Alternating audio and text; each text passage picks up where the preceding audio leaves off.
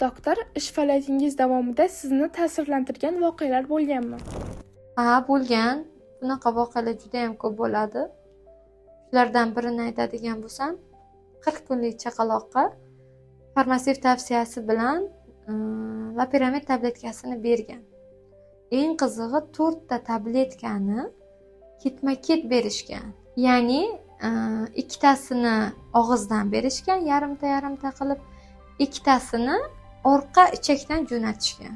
Oradan ma'lum vaqt o'tgandan so'ng boshda bola tez nafas olgan, teri rangi ko'karib, emish yo'qolgan va bola asta-sekin koma holatiga tusha boshlagan.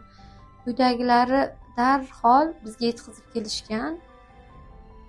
Ko'rsatilgan davolardan keyin, birinchi yordamdan so'ng bola hayotga qaytgan. Eng qizig'i, asoratsiz qaytdi.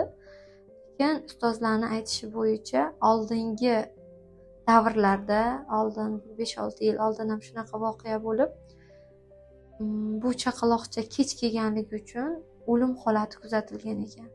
Bunaqa vaziyatlarni tez bo'lib turishiga sabab xalqimizni bilimi kamligidan deb o'ylayman. Agar o'sha loperamid tabletkasi 6 yoshdan keyin ishlatilishini bilganida, albatta u ona ishlatmasdi. Kimnidir tavsiyasi bilan ichirgan bu dorini.